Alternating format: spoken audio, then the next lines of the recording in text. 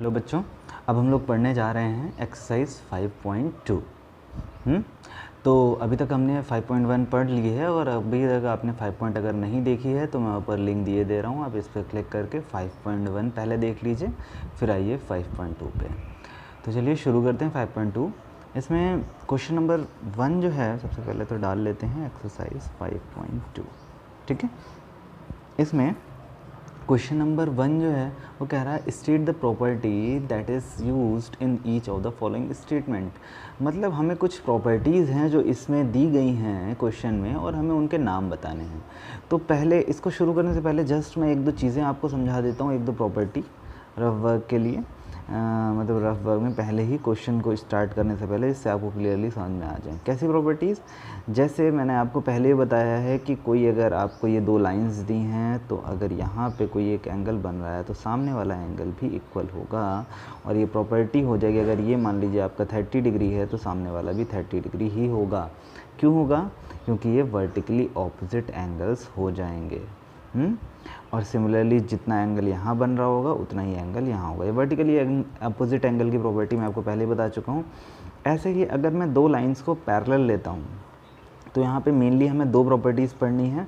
अगर मैंने दो लाइंस को पैरेलल लिया और तीसरी एक लाइन उनसे इंटरसेक्ट करती हुई चली गई, ठीक है, दो लाइन पैरेलल थी, ठीक है, पैरेलल वो लाइन होती है जो कहीं मीट नहीं करती, और तीसरी ट्रांसवर्स लाइन बोलते हैं, जो दोनों को इंटरसेक्ट करती है उसको बोलते हैं ट्रांसवर्स लाइन, उसका नाम होता है। तो ये ट्रांसवर्स लाइन क्या, अगर इनको इंटरसेक्ट करते हुए गई है तो फिर यहाँ पे एक चीज़ आपको देखने वाली है कि ये जो एंगल्स होंगे आपके, इनका नाम होगा करेस्पॉन्डिंग एंगल। देखिए कुछ सिमिलर बन रहे हैं एंगल्स, बिल्कुल जो एक से दिख रहे हैं दोनों एंगल्स, ये आपके करेस्पॉन्डिंग एंगल होंगे। बिल्कुल एक और जगह हम देख सकते हैं करेस्पॉन्डिंग एंगल बनते हुए, ये आपका ये और ये।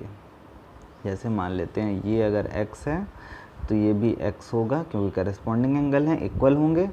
और ये वर्टिकली ऑपोजिट है, जैसा मैंने आपको बताया था, लाइन देखिए एक दूसरे को इंटरसेक्ट कर रही है तो जितना यहाँ बनेगा उतना यहाँ बनेगा। और ये इसके करेस्पॉन्डिंग है। देखिए क्यों करेस्पॉन्डिंग है? क्योंकि देखिए सेम बन रहा है, एक इधर और ऊपर वाला भी ऐसे ऐसे ही तो बन रहा है, बिल्कुल जैसे मैंने नीचे ड्रॉ किया। तो ये एंगल और ये एंगल इक्वल हो जाएंगे, तो मतलब ये x है तो ये भी x होगा। इस तरीके से करेस्पॉन्डिंग एंगल रहेंगे।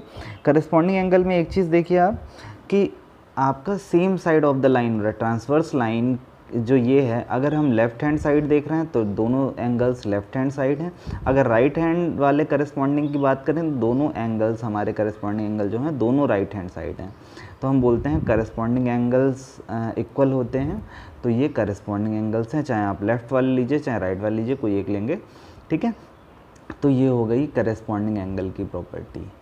एक और प्रॉपर्टी है अल्टरनेट इंटीरियर एंगल की, उसको समझ लेते हैं। आपकी एक लाइन ये है, एक लाइन ये है और तीसरी ट्रांसफर इंटरसेक्ट हो रही है। तो अगर मैंने ये एंगल आपको दे दिया, मान लीजिए 120 डिग्री फॉर एग्जांपल, तो मैं पूछता हूँ करेस्पॉन्डिंग एंगल इसका कौन सा होगा जो 180 होगा, तो आप बता देंगे ये वाला करेस्पॉन्डिंग एंगल होगा। लेकिन इस बार हम करेस्पॉन्डिंग नहीं पूछ रहे हैं आपसे, हम पूछ रहे हैं अल्टरनेट इंटीरियर एंगल। तो सबसे पहली बात तो ये बाहर साइड बना है। इंटीरियर कौन सा होता है? जो दोनों लाइन के बीच में बने, तो इसका इंटीरियर नहीं हो सकता। अभी ये अल्टरनेट एक्सटीरियर होगा इसका। फिर अभी मैं आपको इंटीरियर पढ़ा रहा हूँ, एक दूसरी फिगर ड्रॉ कर रहा हूँ, उसमें इंटीरियर एंगल देता हूँ। मान लीजिए मैंने आपको ये एंगल दिया, अब मैंने बोल दिया ये आपका 60 डिग्री है, तो मुझे इसका करेस्पॉन्डिंग बताइए। तो करेस्पॉन्डिंग तो आप बता देंगे, इसके जैसा यहाँ पे ये बन रहा है, देखिए ये करेस्पॉन्डिंग हो जाएगा। लेकिन ये हमें बताना नहीं है, हमसे पूछ रहा है कि अल्टरनेट इंटीरियर बताइए। अल्टरनेट इंटीरियर क्या होगा? अल्टरनेट मतलब होता है उसके जस्ट बगल वाला, मतलब उसके जस्ट ऑपोजिट साइड, उसके जस्ट पास में। तो करेस्पॉन्डिंग जो थे, अगर जो ट्रांसवर्स लाइन थी तो उसके जस्ट सेम साइड बन रहे थे। अगर इस साइड एक एंगल है तो दूसरा भी उसी साइड बनता था। लेकिन अल्टरनेट जो होता है, एक लाइन के अगर इस साइड है ट्रांसवर्स लाइन के तो दूसरा ऑपोजिट साइड होता है। ऑपोजिट साइड कहाँ? अंदर ही होगा। अंदर कहाँ? मतलब दोनों के बीच में। ये लाइन और ये लाइन, दो लाइन है ना हमारे पास पैरेलल, इन दोनों के बीच में बनेगा और लाइन के दूसरी साइड बनेगा। एक अगर लेफ्ट हैंड साइड है तो दूसरा राइट हैंड साइड होगा। इनको कहते हैं अल्टरनेट इंटीरियर एंगल। तो अल्टरनेट एक्सटीरियर एंगल क्या होंगे कि अगर ये बाहर साइड है, आपका लेफ्ट हैंड साइड है, तो बाहर साइड या राइट हैंड साइड हो गया, ये आपका अल्टरनेट एक्सटीरियर एंगल हो गया। ठीक है। अल्टरनेट मतलब लाइन के दूसरी साइड, देखिए एक लाइन है, एक लेफ्ट हैंड साइड है, दूसरा राइट हैंड साइड है। इंटीरियर और एक्सटीरियर का मतलब क्या है कि दोनों लाइन के अगर बीच में बन रहा है तो इंटीरियर है, दोनों लाइन के अगर इधर बाहर बाहर बन रहा है तो एक्सटीरियर एंगल हो गया। तो ये आपके अल्टरनेट इंटीरियर और एक्सटीरियर एंगल हो गए। फिलहाल आपको अल्टरनेट इंटीरियर एंगल और करस्पॉन्डिंग एंगल दो चीज़ें समझ में आनी चाहिए। अब चलते हैं अपनी एक्सरसाइज की तरफ कि एक्सरसाइज 5.2 में पहला क्वेश्चन आपसे प्रॉपर्टीज़ ही पूछ रहा है। पहले क्वेश्चन की फिगर मैं पहले ड्रॉ कर देता हूँ आपके लिए। दो लाइंस हैं, क्या ये पैरेलल हैं? नहीं, ये पैरेलल नहीं है। तो दो पैरेलल लाइंस ले लेते हैं, ये आपकी दी हुई हैं क्वेश्चन में। ये पैरेलल लाइंस हैं, इनके नाम भी दिए हुए हैं लाइन के, क्या क्या नाम है? एक लाइन का नाम ए है, एक लाइन का नाम बी है, ठीक है। ये है 1 2 4 3 5 6 7 और 8। ये आपको एंगल्स दिए हुए हैं इतने सारे। अब क्या कह रहा है कि 1 के पार्ट फर्स्ट में बोल रहा है कि ए पैरेलल है अगर बी के, ठीक है। तो एंगल 1 जो है वो कौन सी प्रॉपर्टी से एंगल 5 के इक्वल होगा? अभी जस्ट मैंने आपको बताया है उधर रफ में कि 1 जो है वो 5 की कौन सी प्रॉपर्टी से इक्वल होगा?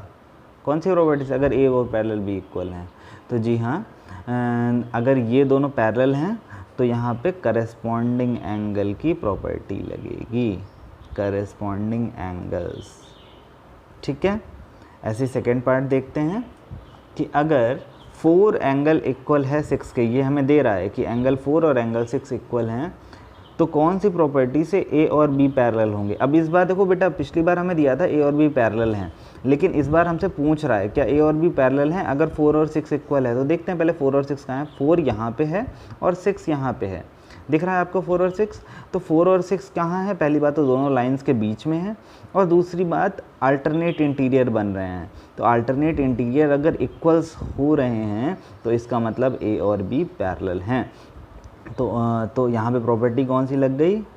Alternate interior angles. क्लियर है? अब आगे बढ़ते हैं। अगर नहीं क्लियर है तो आप मुझसे कमेंट कर दीजिएगा, मैं दोबारा फिर से एक्सप्लेन कर दूंगा, ठीक है। थर्ड पार्ट कह रहा है कि angle 4 plus angle 5 equals to 180 degree, then A parallel to B. कह रहा है कि अगर एंगल 4 जो है वो एंगल 5 के इक्वल है सॉरी, अगर एंगल 4 प्लस एंगल 5 जो है वो 180 के इक्वल है, तो ये कौन सी प्रॉपर्टी से इक्वल है? ये एक मैं आपको नई प्रॉपर्टी का नाम बता देता हूँ। अगर देखिए दोनों जो हैं करस्पॉन्डिंग भी नहीं है 4 और 5 यहाँ पे, सॉरी फिगर में ले आता हूँ इसमें, हाँ, एंगल 4 और एंगल 5 जो हैं दोनों देखिए लाइन के सेम साइड हैं, करस्पॉन्डिंग भी नहीं है। 1 और 5 करस्पॉन्डिंग है ना, 4 और 5 थोड़ा ना करस्पॉन्डिंग है। तो 4 और 5 करस्पॉन्डिंग भी नहीं है, लाइन के सेम साइड भी। ऑपोजिट साइड होते तो हम अल्टरनेट बोल देते, लेकिन ऑपोजिट साइड नहीं है, लाइन जो काट रही है उनके सेम साइड हैं दोनों। तो 4 और 5 क्या हो जाएंगे यहाँ पे? इनको बोलते हैं को इंटीरियर एंगल, याद कर लीजिए, को इंटीरियर एंगल। तो ये प्रॉपर्टी हो जाएगी आपकी को इंटीरियर एंगल्स, ठीक है। तो ये हमारा हो गया फर्स्ट क्वेश्चन। आपने प्रॉपर्टीज़ बता दी, यही आपको प्रॉपर्टी बतानी थी, आपसे बोल रहा था। नेक्स्ट क्वेश्चन की तरफ बढ़ते हैं। तो नेक्स्ट क्वेश्चन में आपको बताना है कि इन the adjoining figure identify the pairs of corresponding angles. आपको करस्पॉन्डिंग एंगल्स का पेयर बताना है, आप बता दोगे ईजिली। आपको बस नाम बताने हैं एंगल्स के, करस्पॉन्डिंग एंगल में कौन कौन से एंगल्स हो रहे हैं। जैसे 1 2 3 4, यही बिल्कुल सेम क्वेश्चन इसी तरीके से दिया गया, एंगल थोड़े से इधर उधर कर दिए गए, 1 2 3 4 के नाम चेंज कर दिए गए हैं।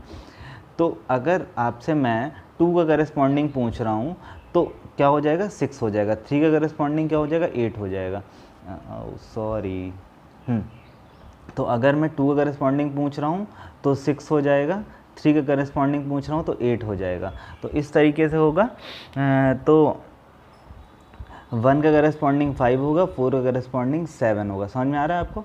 तो यही ऐसे ही आपको करस्पॉन्डिंग पेयर्स बताने हैं कि 1 = 5, 4 = 7, 2 = 6, 3 = 8। इस तरीके से ये सारे करस्पॉन्डिंग हो गए। अल्टरनेट इंटीरियर एंगल अगर मैं बात करूँ तो 4 का ऑपोजिट 6 है, 3 का ऑपोजिट 5 है, मतलब 3 के इक्वल 5 होगा क्योंकि अल्टरनेट इंटीरियर एंगल है। ऐसे ही 1 का 8 है, 2 का 7 है। ऐसे ही ये अल्टरनेट है, लाइन के दूसरी साइड है। अल्टरनेट इंटीरियर बताने हैं तो आप सिर्फ अंदर वाले बताएंगे, बाहर वाले नहीं बताएंगे जब तक आपसे एक्सटीरियर नहीं पूछा जाता। वर्टिकली ऑपोजिट एंगल 1 का 3 है, 2 का 4 है। तो इस तरीके से आप सारे प्रॉपर्टीज़ मैं आपको बता रखी हैं ऑलरेडी, तो आप कर लीजिएगा। ठीक है, क्वेश्चन नंबर 2 हो गया। अब ये आपसे खुद करिएगा, आपका होमवर्क है क्वेश्चन नंबर 2। क्वेश्चन नंबर 3 की तरफ बढ़ते हैं। हमसे पूछा in the adjoining figure P is parallel to Q find the unknown angles. कुछ अननोन एंगल्स, इस बार आपको एंगल का मेजरमेंट बताना है कि एंगल कितना होगा। चलिए क्वेश्चन की तरफ बढ़ते हैं और समझते हैं। आपको फिगर जो है वो कुछ इस तरीके से दे रखी है। फिगर मैं यहाँ पे ड्रॉ कर देता हूँ।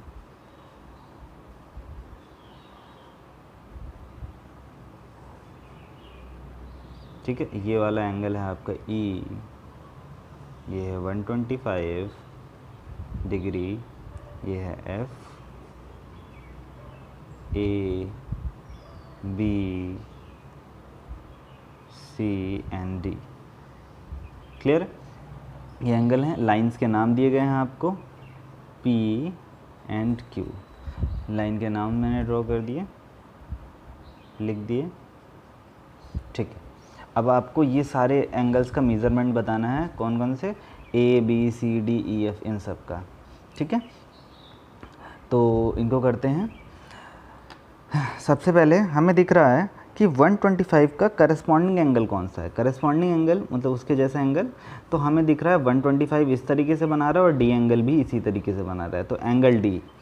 तो 125 equals to angle D, angle D भी 125 हो जाएगा। अब ब्रैकेट में लिखेंगे करस्पॉन्डिंग एंगल्स। करस्पॉन्डिंग एंगल्स हैं, आप प्रॉपर्टी भी लिखेंगे साथ में। ठीक है, अब एंगल D और एंगल B भी इक्वल हैं। Angle D equals to angle B equals to 125 degree. क्यों D और B क्यों इक्वल हैं? D तो 125 था, इसीलिए मैंने B को भी 125 लिख दिया, क्योंकि ये हैं बेटा आपके वर्टिकली ऑपोजिट एंगल्स। ये मैंने पिछली वीडियो में बहुत अच्छे से एक्सप्लेन किया हुआ है। वर्टिकली ऑपोजिट एंगल्स हो गए आपके। ठीक है, अब और कोई एंगल हम निकाल सकते हैं? फ़िलहाल नहीं। अब बाकी एंगल्स कैसे निकलेंगे? सबसे पहले हम E एंगल निकालते हैं। E क्यों, E कैसे निकालेंगे? क्योंकि एक स्ट्रेट लाइन है, स्ट्रेट लाइन में ये 125 बना रहा है, तो ये वाला एंगल कितना हो जाएगा? पूरा 180 बनाता है। 180 में से हमें ये 125 दिया हुआ है, E निकालना है, तो हम लिख सकते हैं 125 plus angle E equals to 180 degree. ठीक है, ये लिख सकते हैं हम।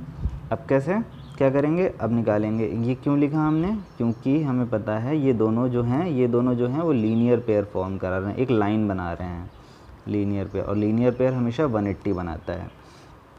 ठीक है, तो यहाँ से एंगल E हो जाएगा हमारे पास 180 माइनस 125, जो कि आ जाएगा 55 डिग्री।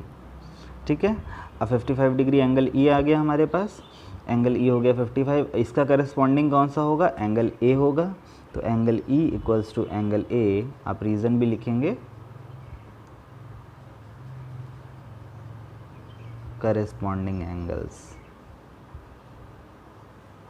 ये एंगल है और उसमें ES लगा रहे हैं, एंगल का सिंबल है। आप चाहें तो पूरा एंगल भी लिख सकते हैं, आप पूरा एंगल ही लिखिएगा, मैं थोड़ा सा जल्दी में बता रहा हूँ इसलिए आपको एंगल के शॉर्ट फॉर्म लिख रहा हूँ। Angle E equals to angle A हो गया। अब और कौन कौन से हो सकते हैं? A के ऑपोजिट देखिए C है, तो हम लिख सकते हैं angle A equals to angle C equals to कितना आया था? A हमारा आया था E के इक्वल, और E है 55, मतलब A भी 55 हो गया, C भी 55 हो गया। और ये क्यों है? Vertically opposite angle, vertically opposite angles. ठीक है, हमारा A आ गया, B आया अभी तक, B आ चुका है यहाँ पे, C आ चुका है, D आ चुका है, ई आ चुका है, एफ देखना है, ई और एफ वर्टिकली ऑपोजिट हैं, E equals to F equals to 55 degree, ये भी आपका वर्टिकली ऑपोजिट एंगल्स। क्लियर है? तो इस तरीके से आपका हो गया क्वेश्चन नंबर 3। आपको कोई भी एंगल अगर नहीं समझ में आ रहा है मैं दोबारा समझा दूंगा, आप बस एक बार कमेंट कर दीजिएगा। चलिए बढ़ते हैं क्वेश्चन नंबर 4 की तरफ। तो बच्चों क्वेश्चन नंबर 4 जो है वो बोल रहा है हमसे, मैं रीड कर देता हूँ एक बार। Find the values of x in each of the following figure if l is parallel to m। हमें x फाइंड करना है अगर l पैरेलल है m के। हमें a और b के बारे में कोई भी इन्फॉर्मेशन नहीं दी गई है, l और m जो हैं वो पैरेलल हैं, ठीक है। तो ये ऐसी कुछ फिगर है। इसका मैंने थर्ड पार्ट उठाया है, थर्ड आप फर्स्ट और सेकंड खुद से कर लीजिएगा क्योंकि तीनों लगभग सिमिलर हैं, तो मैंने थर्ड उठा लिया है। तो यहाँ पे आपको x की वैल्यू बतानी है, तो x क्या हो जाएगा, हम देख सकते हैं l और m पैरेलल है और ये लाइन a जो है वो ट्रांसवर्सल है, काटते हुए जा रही है, तो जितना 100 होगा उतना ही x होगा। प्रॉपर्टी क्या लगाएंगे हम, x इक्वल्स टू 100 और प्रॉपर्टी हो जाएगी आपकी करस्पॉन्डिंग एंगल्स। समझ में आ रहा है? ठीक है, तो ये करस्पॉन्डिंग एंगल्स हो जाएंगे, बाकी पार्ट आप खुद से कर लीजिएगा। क्वेश्चन नंबर 5 की तरफ बढ़ते हैं। क्वेश्चन नंबर 5 क्या बोल रहा है हमसे, in the given figure the arms of the two angles are parallel. Figure में आपके जो एंगल्स के दोनों साइड की आर्म है वो पैरेलल हैं, मतलब कि इस तरीके से कुछ आपका फिगर है, ये एक लाइन है और ये एक लाइन है, ठीक है। अगर ये 70 डिग्री है और ये आर्म्स पैरेलल हैं, ये इसके, ठीक है, तो हमें ये दोनों एंगल बताने हैं, ये एंगल कितना होगा और ये एंगल कितना होगा। नाम भी दे रखा है इन्होंने बी ई, ये पॉइंट है आपका जी, ये है सी ए डी और ये लास्ट है आपका एफ। तो इस तरीके से फिगर है आपकी। अब इसमें हमें डी जी सी और डी ई एफ फाइंड करना है, ठीक है। तो फर्स्ट पार्ट मैं आपका बोल देता हूँ। देखिए ये लाइन अगर पैरेलल हैं और एक ट्रांसवर्सल निकल रही है, बिल्कुल सिमिलर है ऊपर वाले क्वेश्चन की तरह। अगर ये 70 है तो ये भी 70 होगा और रीज़न भी सेम ही होगा। तो हम लिख सकते हैं angle D G C equals to 70 degree. क्यों? करस्पॉन्डिंग, किसके करस्पॉन्डिंग है, अच्छा ये टू एंगल, इस बार मैं दूसरा रीज़न मतलब वैसे ही लिख रहा हूँ, करस्पॉन्डिंग एंगल्स है, लेकिन किसके हैं, ए बी सी के, corresponding to angle A B C के करस्पॉन्डिंग है। देखिए अब मैं क्या करता हूँ, अभी मैं इन दो लाइन को ले रहा था और इसको ट्रांसवर्सल माना था। अब मैं इसका थोड़ा सा उल्टा करूँगा कि मैं इन दो लाइंस को पैरेलल ले रहा हूँ, जो ये वाली लाइन है, और इसको ट्रांसवर्सल मान रहा हूँ। तो अगर ये दो लाइन पैरेलल हैं और ये ट्रांसवर्सल है, तो मतलब जितना ये एंगल होगा उतना ये एंगल होगा। ये वाला एंगल अभी हम लोगों ने निकाल लिया है, angle D G C equals to angle D E F. क्यों? क्योंकि ये भी करस्पॉन्डिंग एंगल्स हैं। आप खुद से पूरा रीज़न लिख लीजिएगा, क्योंकि ये करस्पॉन्डिंग एंगल्स हैं। तो यहाँ पे हमारा निकल आएगा angle D E F equals to 70 degree. समझ में आ गया आपको? तो ये आपका आंसर हो गया, आंसर नंबर 5 हो गया। बहुत ही इजी है, आपको सिर्फ प्रॉपर्टीज़ बतानी है, और प्रॉपर्टी अगर आपने एक बार समझ ली तो आपको बहुत ईजिली सारे क्वेश्चंस हो जाएंगे। लास्ट है हमारा 6th क्वेश्चन। 6th क्वेश्चन में बोल रहा है in the given figure below decide whether L is parallel to M. इस बार आपको पैरेलल दिया नहीं, अभी तक जितने भी क्वेश्चन हमने किए हैं ये इसके पैरेलल है, ये इसके पैरेलल है, ये एल पैरेलल है एम के, आपको हर बार कहीं ना कहीं पैरेलल दे रहा था। बट इस बार क्या है, पैरेलल दे नहीं रहा है, तो पूछ रहा है कि पैरेलल है या नहीं है। तो कोई भी एक क्वेश्चन कर लेते हैं, आपको ईजिली समझ में आ जाएगा कि हम प्रॉपर्टीज़ लगा के देखेंगे, अगर वो प्रॉपर्टी सेटिस्फाई हो जाती है तो फिर पैरेलल होगा, अदरवाइज़ नहीं होगा। तो कौन सा क्वेश्चन उठाऊँ मैं यहाँ पे, चलिए आपके लिए मैं उठा लेता हूँ क्वेश्चन नंबर 3 फिर से उठा लेता हूँ। क्वेश्चन नंबर 3 की फिगर कुछ इस तरीके से है आपकी कि इन दो लाइन दी हुई हैं। अब ये पैरेलल नहीं है, दिखाई गई हैं आपको पैरेलल, लेकिन ज़रूरी नहीं है पैरेलल, हल्का सा 1 डिग्री का भी फ़र्क हो सकता है, ठीक है। और ये है आपका लाइन एन जो ट्रांसवर्सल है इनके अकॉर्डिंग 57 डिग्री 123 डिग्री। अब पहले हमें ये डिग्रीज़ को कैलकुलेट करके देखना पड़ेगा कि अगर डिग्री सेटिस्फाई कर रही हैं तो ये पैरेलल होंगी। तो चलिए देख लेते हैं।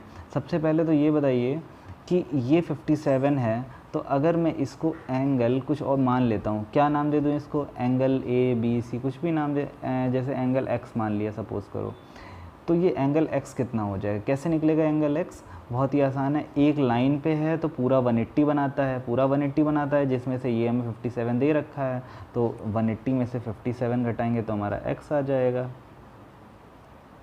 तो कितना बचेगा 180 में से, अगर हम 57, 10 में से 7 गया 3 बचा, और यहाँ पे बचा 7, और 17 में से 5 गया बचा 12, तो बचा 123। मतलब x की वैल्यू आ गई हमारी 123। ये रफ वर्क मैं कर रहा हूँ, आप अपने क्वेश्चन में नहीं करेंगे, ये x की वैल्यू सिर्फ समझाने के लिए कराया मैंने आपको।